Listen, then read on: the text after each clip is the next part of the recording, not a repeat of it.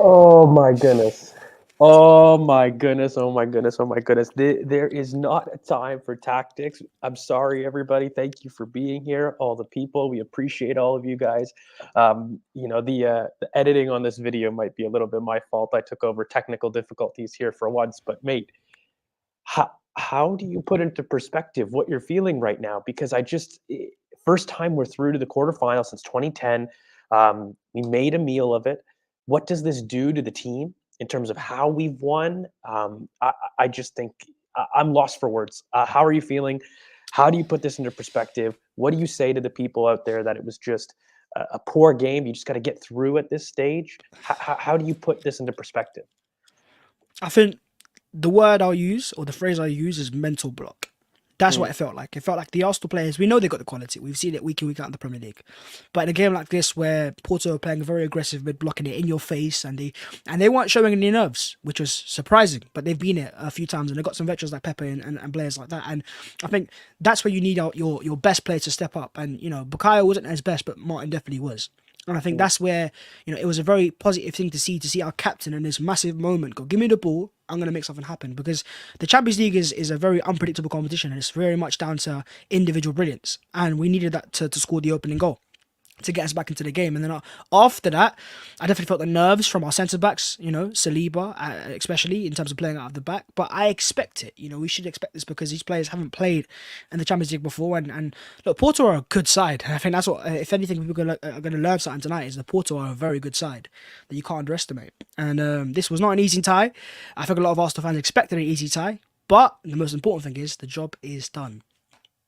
Yeah, mate. It's a crazy, crazy kind of world right now. And thank you to Sham for your super chat. Got chills with the Odegaard assist. Was shaking through the match nervously. I think we all were. Weirdly, we Yeah. wanted Ramsdale for the penalties, and I want to kiss Raya. I'm tired. Yeah, you know what? Maybe we should just start there. Captain's performance. You mentioned it, Babs. I think when you're looking at people to step up, you look to your captains, you look to your leaders, you look to those that are able to make the difference on the night. And I just think from start to finish, Martin Odegaard was one of the few players that had a resilience about them that said, I won't.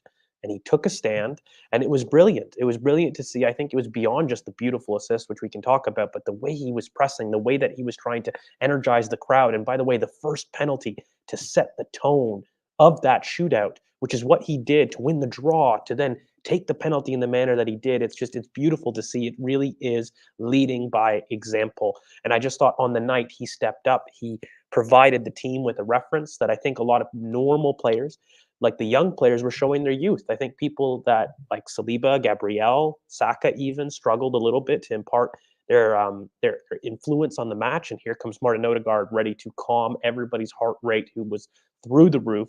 What did you make of his individual performance on the night? Because bloody hell, mate, like to lead this team, this young team, people forget the third youngest team in the league in the Premier League and one of the youngest teams kind of in Europe. It's incredible. It's incredible. It was an incredible performance as well. And it was very ballsy. And that's what I like the most is when a player demands the ball in tough areas and he wants to make things happen and affords himself extra time in the final third. It was a classic Martin Odegaard performance at his best. And it's where it's come the most, which is most impressive. The fact that it's come in the Champions League last 16, where Arsenal haven't qualified for years and years and years, and we had to break that bank. And Odegaard was the player that wasn't just on the ball, but off the ball, pressing, trying to make things happen, trying to win that ball back time and time again. And when your captain's doing that, I think you grow confidence anyways. And I definitely feel like the other Arsenal players now going into the future should have more confidence in their ability because the ability is there. We all know it's there, but I think in the Champions League now we're starting to realise as Arsenal fans that it's not as simple as just having ability. You have to have a mindset as well. And today was a massive mental hurdle and getting over that, especially go back to last season against a Portuguese side in the Europa League. We've been locked out in the last 16, where obviously went into extra time, went to penalties and lost that. So for this squad, they've experienced this exact same thing a year ago. Obviously, different competition, but now the Champions League to get through and get ourselves into the quarters for the first time since 2010, massive, massive. Yeah, absolutely. And I think I could probably relate to Big G from the group home. Thank you again for your super chat, mate. I Googled nearest psychologist after the game. I think there were nerves throughout the stadium, throughout the entire Arsenal fan base. I mean, look, at the end of the day, no matter how brilliant we have been this season, we simply haven't been on this stage at this moment for a while, and no matter what the quality was, I don't think that you can sit there and talk tactics on an emotional night like tonight. I think it's very difficult to. You look at Porto, and I think Conjugao set them up brilliantly in terms of trying to not just coach us on set pieces, which, I think we really didn't trouble them at all with. And I think they did a brilliant job blocking the center. I think Jorginho had a tough time in the press, and especially I was looking towards him as a potential sub.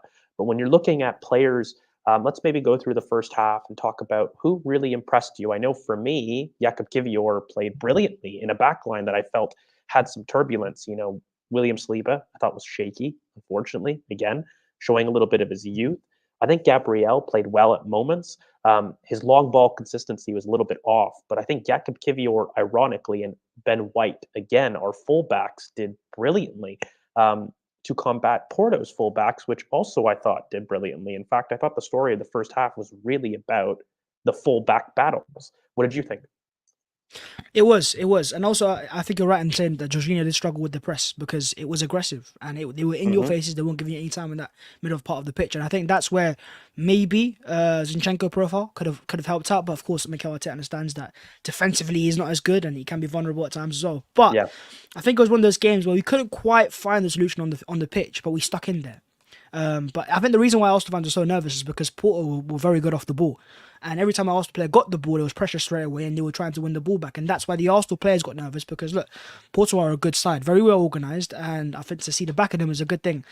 Because I don't know if you saw it right at the end, but Conceição was obviously kind of arguing with Arteta and then the players a bit salty. Because, look, for them, they've come to the Emirates. They've put in a very good performance. They've nullified most of us for most of the game. And they're going home with nothing, which is things I love to see. Yeah, no, you do love to see it. And I think Wendell deserved a shout for doing a brilliant job on Bukayo Saka. I thought he basically nullified quite a bit of his threat. I still think Bukayo had moments, but he never really got into a rhythm of the game. That was a big part to the 1v1 battles with Wendell. I thought, generally speaking, for the first half, our press did really well to force Porto long. I don't think that we gave up very many chances, but Porto were really good, again, in the middle of the park, denying that central access to really cut through. And so we were left frustrated. We kind of then ended on the goal, which I thought showed a lot more of what we should have done, which was trying to do blindside runs off the fullback. Let's talk through that kind of Trossard goal mate. Odegaard on the left central midfield, again, doing brilliantly here to escape pressure and feed it a brilliant through ball that, Trossard finally makes a run, the full half, finally makes a run off the blind side of the fullback, and it's a brilliant finish. He gets in that position. He doesn't hesitate in its efficiency. That's what you want to see, but I think that's a goal created and made by Martin Odegaard. And I was wondering, what do you think, the Trossard performance was in general? I mean, he had the goal. What did you make of the first half for him? It was, I wouldn't say it was amazing. It was a bit hit and miss at times, but I think in terms of the game state itself, it doesn't suit his ability. We weren't playing against a deep block. We weren't in the half camp there where you got tight spaces to maneuver in. But we got it done. And I think his goal is an example of why he actually played, because he's a bit of a sharpshooter and he can make a half chance into a goal. I think Mr. Moneypenny's in the chat, who of course is in the stadium right now, laughing he is, make an appearance, lad. You're always laughing at me and George, but I mean, it's Alex right now when it matters the most. At the end of the day, enjoy yourself. At the end of the day, it's the watery eye syndrome. It can affect the best of us, and he's just. I'm sure Alex has got 2 watery eyes at this point after that performance. But look, we're through, and that is the most important thing. And also, in terms of talking about very important things, I think I'm gonna do something that I think a lot of people want to see. Almost 8 minutes in, and we haven't done the thing. We need to have like a sound effect for this. We don't. We're gonna play anyways. Lads, Arsenal have done it again. Forget the quarterfinals. Forget who we're gonna get. Remind yourselves, we won on field. It didn't feel like that. I'll tell you that for a fact. I think a lot of people, what people look back at watching the game back for sure, if they do, is a lot of Porto's possession was in their own half. It was in there around their own box, trying to play us and trying to get Arsenal to press, and they didn't really cause us that many issues going forwards. I think our main issue was us trying to break them down, not them trying to break us down. And yes, they had a few counterattacks here and there, but in the whole, I don't think they were that good going forwards compared to how they were defensively.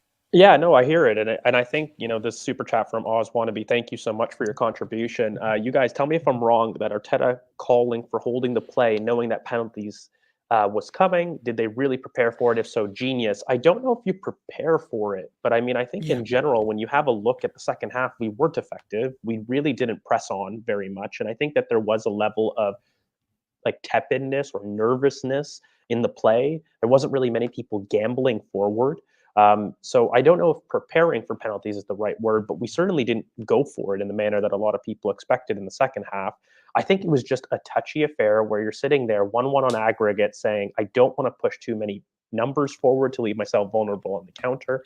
But at the same time, I did feel the second half really exposed Jorginho and his ability to control the center. Once Declan got into the six again, I felt a lot more secure and stable. But maybe we lost a little bit more of that threat in the middle of the park because I think the team really struggled to switch play effectively and quickly.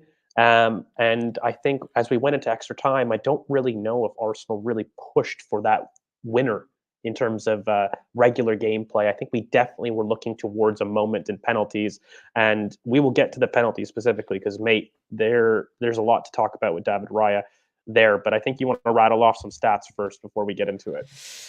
I mean, it is a bit surprising to see that Arsenal were this dominant, especially in terms of possession. But I think a lot of that comes after extra time, where Arsenal were very dominant in terms of on the ball. Now, in terms of creating chances, I think the key stat for me is the expected threat. The fact that Porto had 0.1 all game, it kind of summarizes what I was trying to say, where they were very good off the ball and they were very good at blocking us off playing forwards. But going forwards, they weren't causing many issues. And it's very similar to the first leg as well, where they scored a very good goal, but they weren't really threatening going forwards. They had maybe 1 or 2 chances, and Arsenal had a few chances in this game as well. So I think it's one of those games where the most important thing is getting over the line. However, oh my God. Oh, I mean, I don't know where he is right now. But we're going to add him to the chat anyways. Let's put the stats to one side and bring in Mr. Alexander Moneypenny. I was not missing this instant reaction. I was not missing this streak. Lads, my voice is gone. Unbelievable night. I'm just here to say this. Bhavs! Oh, he's gone. Just like that. But yeah, look, it was one of those it was not an amazing performance. I know that for a fact. Yeah. And maybe I think a lot of fans expected that amazing performance where they thought, look, Champions League night, Emirates Stadium, Mikel Arteta's the one in atmosphere. We're going to come out here firing out the blocks. It wasn't nothing like that. But I think a lot of that comes down to mindset and mentality. And I think just getting over the line will play a massive part. However, we'll see who we get next and how we respond to that as well. Yeah, at this point, it's now knockout competition. I think the analysis and the level that you prepare for opponents is going to be very different. The emotions are going to be very different. I think, firstly, the one thing that we had to talk about, probably, I don't know about you, I think the team missed Martinelli's influence as an outlet in general. I think we didn't have enough people running behind. In fact, the only time we did, we score a goal. And I thought that was what we really struggled with because it seemed like Otavio and Wendell really doubled up on Bukayo Saka. So it felt like that side was really grinded to a halt. And I don't think we involved Trossard enough on the night. And then I think when we started to make our substitutions, which, it kind of brings me to this next kind of super chat in terms of Mohammed Basha. Thank you so much for your super chat. We appreciate that, mate. Arteta wasn't able to deal with Porto over the 2 legs, room for improvement. Now, I'm not too sure if we weren't able to deal with Porto, but certainly Porto showed up in a very big way over the 2 legs. I think that they really troubled this Arsenal team for large portions. What did you think of the Mikel Arteta performance in general? The one critique I had was the substitutions generally throughout the match. I felt like they weren't quick enough. I felt like they weren't for the right profiles. I thought Jorginho needed to come off a lot sooner. I thought Jesus needed to come on a lot sooner. And I wasn't a big fan of the general substitutions throughout extra time as well. You saw Conjugao make quite a few substitutions in general. And then you had Mikel. Is he showing a little bit of his inexperience, at least in Europe? Is there a little bit of nervousness from himself as well? Like, where did you put down the Arsenal Mikel conversation, at least as far as Porto is concerned? I think it was very much safety first. And it's mainly because I also think it comes from the first leg where Arsenal tried the safety first route and we were nearly there. And then the 93rd minute, out of nowhere, you get a bang, and they scored a goal. So I think the Arsenal players were very wary not to give these Porto players time to make sure that happens again. And that's why they were playing very safe, ensuring that we get the ball forward and keep it in their half and try to keep their ball as far away from ours as possible. And that's why, the Porto's chances were half chances, but they were still trying to make them count. And they were still threatening as well. So even if they weren't clear-cut chances, they're a team that can find a half chance and make it out of nothing. And that's what the Champions League is all about, where it's not about XG and field tilt and possession. It's about, can you take your half chances? Can you make it? What can you provide in those individual moments? And that Odegaard example, where he just dances through and plays a lovely through ball, and even the goal he scored obviously was a foul. I think that's what Champions League is all about. And I think now going into the future, I'm looking at Bukayo Saka, who we need to talk about. He wasn't amazing, and he did struggle, but we need to see him now in our next game, whoever we get, turn up, because now you're gonna have fans saying, "Look, Champions League, and we're into the quarterfinals," but there will be his haters, and they will be loud, and they will be saying, "Look, we want to see more from you," because of course people wait for these type of moments where he puts in a bit of a poor performance. But let's talk about why he struggled. What was the reason you think Bukayo wasn't at his absolute best today, George? Well, not to get too technical, because I think there's so many emotions down here about Porto, but really the idea that Porto had their center back split wide meant that they could double up quite effectively on Bukayo Saka. So Wendell was really 1v1, but then they had the support of Otavio. And I think that wide split of the center back meant that, 1v1 at least, there was a lot of coverage out wide, and there was really a lot of effort going in, not to block the pass out wide, but to block the entry space once the ball was wide. And you could just see so many times with Wendell being able to be early to Bukayo Saka and Otavio in a support run. They really didn't trust, I think, Martin Odegaard to make much of the overlap, or even Ben White. They weren't that fearful of having people on the outside, but they really blocked the center of the pitch. So that's what I think we struggled a little bit with. But in general, I don't know if Bukayo Saka is somebody that I'm going to really hammer, particularly for his UCL campaign so far. It's been brilliant. He wasn't great in these two legs, but that doesn't mean that his campaign wasn't brilliant. In fact, he was leading up into this point the Champions League in terms of goals and assists and output. So, I mean, I'm not too worried about that. I do think that I hope that at least this team uses this experience not to let the nerves and the occasion get to them. Because I certainly felt like, for example, William Saliba was more characteristically poor compared to other people. I think that he's normally a beacon of calmness. It didn't look that way. I think he struggled tonight as well. I think Gabriel, I think he's normally been quite good this season. I think very, very consistent. But in general, some of our substitutions, like Zinchenko, I don't want to hammer him. I don't think he was brilliant in his short cameo. I think he came on and gave the ball away far too much. I thought that we needed a little bit more calm. So there's a couple players that I'm looking for. Jorginho, he struggled, right? Like, these are some more senior players where not just the young players struggled a little bit. I think there were some senior players that struggled with the occasion on the night a little bit. So we take this, and I think we use this experience to move forward, because really Arsenal haven't been in this position for quite a while. They have not been in this situation. And I think it's less that it seeps into the players, but it's more a case of, until you get through this struggle, you don't know how to beat it, how to get over it. And this is a huge hurdle for Mikel Arteta. The first time he's won a home European knockout, not a record you wanted to continue very much, but we've destroyed that narrative. So we take these positives no matter how the play went tonight. And I think it's just about winning at this point, especially in the Champions League. Like, once you get to the quarterfinals, it's about winning the tie. It's not about ensuring sustainable performance. It's about making sure that you do enough to beat your opponents. And on the night, I still think we did. Yeah, so let's talk about the match winner himself, who says, "I should have saved 3. David Raya. David Raya was very good for, and it's a good example of maybe why Mikel Arteta also has signed him, because I think he also saved the penalty early this season against, was it West Ham, in a game we lost, where there was another save there, and he obviously saved 2 tonight, which he could have saved 3 as well. So I think I want to give this guy a little bit more flowers, for sure, because we talk about obviously the whole Ramsdale Raya debate, and it was a matter at the start of the season, and I think Raya's taken it over now, but no preseason at all. So he slotted straight into the side. That's 3-4 games into the season. The pressure of replacing a fan favourite who was the reigning PFA goalkeeper of the year, or in the team of the season, to replace all of that with the Arsenal fans on his back, questioning it every time he makes a mistake, he's just turned it around. And then when it matters the most, he's turned up so far. And I think he deserves so much more flowers. Look, at the end of the day, he's going to do it and win those flowers with performances like this. In terms of making a connection, he has to make his own connection that can't be the same as Aaron Ramsdale. He's got to create his own story, and he's slowly doing that. I mean, I think his performance on the penalties were brilliant, mate. I agree with him. He should have saved 3. There was that third one. I forget who took it, but he gets a hand to it, and that's what the one I think that he's referencing. And we haven't had a keeper, by the way, that's been brilliant at penalties for quite a while. I mean, the last time that I'm going back, I'm thinking about it. Szczesny had moments, but still, I'm really struggling to find a keeper that we were very confident in during penalties. So I feel like he had a brilliant performance on the night. He was one of the few in the back line that I felt had the composure to really receive. He didn't get worried. he was definitely talking and being very experienced in the way that he was going to try to control the build-up. So in general, him, Kivior, and White, I thought were very, very good in the back line, and they helped calm a lot of things.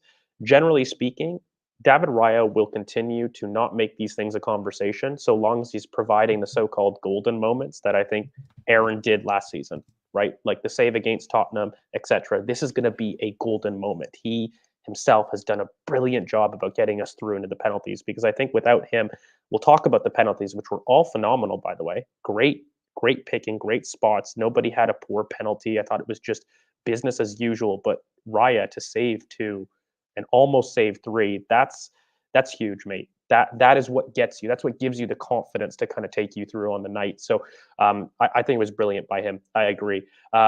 Before we go further on, Alejandro Tiburcio, thank you so much. Give me Madrid, Bayern, PSG, anyone. PS, I'm kidding. I don't know if everyone's on there, but I think we enjoy those, and we're ready for the challenge, mate. Like in terms of going on and moving forward, what do you think, or make rather, of who we have in the competition left? I mean, we've got a couple players. Who do you want, ideally? So I think in terms of potential options, you've got a few. Now I think this is on the Man City page, but you've got Barca have qualified, Real have qualified, Bayern, PSG. I think you might have Dortmund, all PSV as well go through. So there's a few more teams to go through. And I think looking at those teams there, you also can't forget, that whoever we do get is going to be a massive test. And we can draw Man City now as well, because of course it's part of the last 16. Who do I want? There's a few storylines there, isn't there? Mbappe at the Emirates Stadium, Kane and Arsenal again, as with Bayern and Arsenal's history. Barca are a team that I think last time we got to the quarterfinals, we played against Barcelona with Messi and co. I want Barcelona for all the pain that they've done over the years. I want Barcelona, and I want that narrative of Arteta beating Xavi, the one who rejected Barcelona this summer to replace the coach that's about to leave. I just think it's a beautiful narrative. I think that it's time to get revenge for so many Champions League moments with Barca. Of course, you could say the same thing for Bayern, by the way, but I will be honest, I think Bayern scare me a bit more than Barcelona. I look at that team, that elite list, by the way, and I find Barca to be the one where I'm like, I could see us progressing through that. So that's definitely a team that I'd like.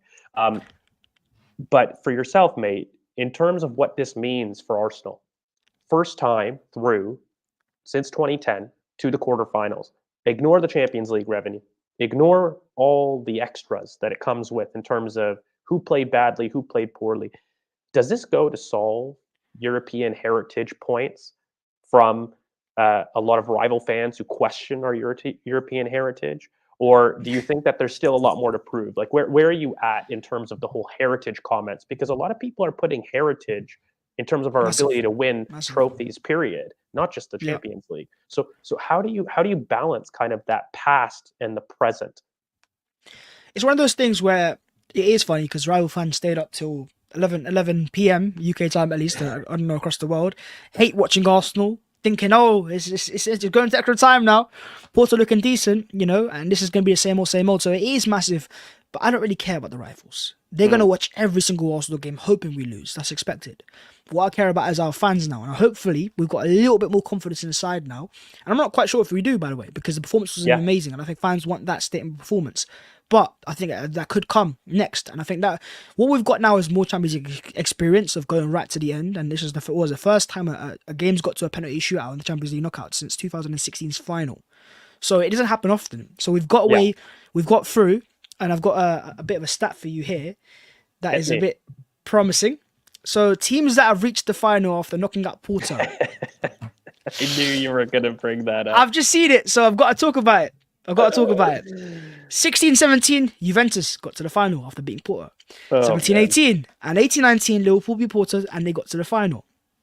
Chelsea beat them in 2021-22 or 2021. Inter beat them last season, and Arsenal have now just beaten them this season. Now, look, I don't know what fans think now, because obviously that wasn't an outstanding, crazy performance. If we'd won this game 4-5, I think there'd be a lot of confidence in the chat saying, look, this is Arsenal team's real. I think there will be so fans that'll be like, okay, we had to take the penalties against Porto, against the likes of Madrid, we've got better attacking quality. But are the likes of Madrid as well organised as Porto? They've got better individual quality, but are they more coach sides or are they more individual quality based? I mean, I think to a certain degree you can talk about coaching for some of them, but generally speaking, I think that a lot of it comes down to, are these teams willing to be as diligent off the ball as Porto were? I'm That's what I not was too gonna say. sure. Like that willingness, that kind of effort that they put in was phenomenal. Was very humbling as well. Like I don't know if teams have that ability moving forward, and I think that I look at some of sides that we're coming up against, and sure, the quality is going to be brilliant, but I don't know if we're looking at the same complete off the ball teams as we were against Porto. One of the biggest things that I talked about, and I think Alejandro, thank you again, Tiburcio, for your super chat here. We broke the curse. We are the greatest team in the world. I think us breaking a curse in terms of that whole European knockout is huge. You cannot underestimate it, mate. I mean, factually speaking, I know we've won 4 out of the last 5 penalty shootouts. The last one we lost was Sporting. And, I think getting rid of that memory and replacing it with this memory of Porto is going to be huge in terms of what you're talking about moving forward. And of course, again, another super chat from Biz White Chowdhury. Thank you so much for your super chat, mate. It's 4:30 a.m. in India, and I am buzzing. Wow, mate! Like that's amazing that we're reaching all the way in India. Thank you so much for your support. Was a tough watch though, George. Maybe it's a sign for you to get a mic. I'm sorry, boys. I am late at work, so it's tough for me. But I will be getting a mic. Don't worry. Slow but surely, these technical issues are coming, guys. I made the stream. All right, so I'm learning. That is the most important thing. Certain people are enjoying themselves after a game. How dare they? How dare they? Let's end this on some questions, lads. Get some questions in the chat Yes. to answer going forwards. We've obviously got a massive break now. Was it 19 days before we play again against a decent outside of Manchester? I'm not quite sure if they're that good, to be fair.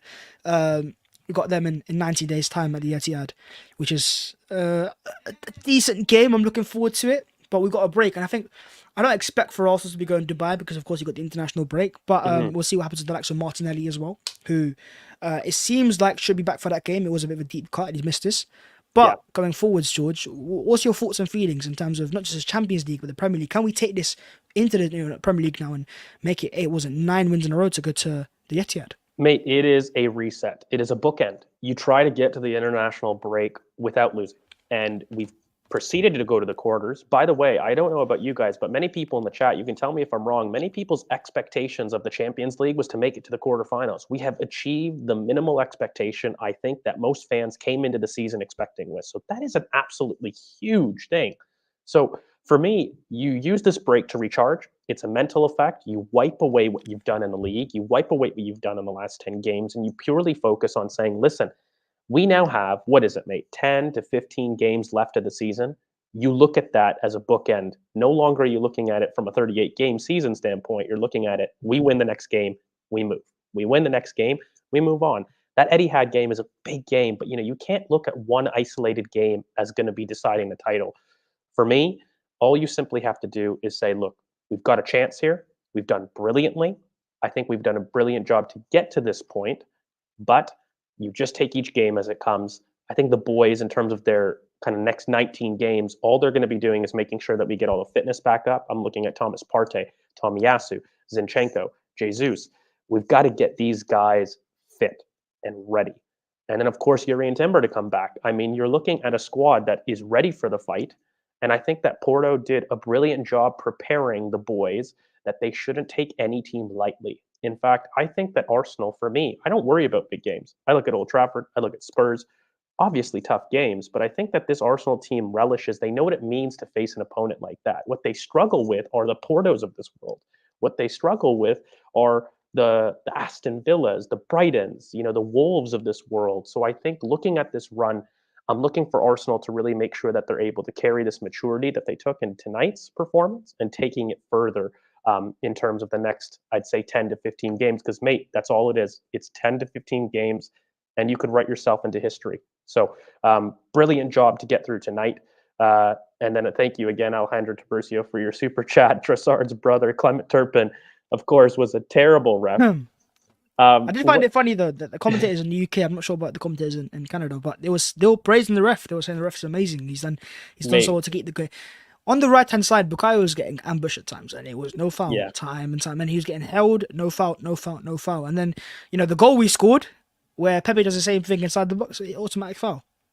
No, it was ridiculous. I think, like, as a whole, look, I think he was poor for both teams, if I'm really being fair.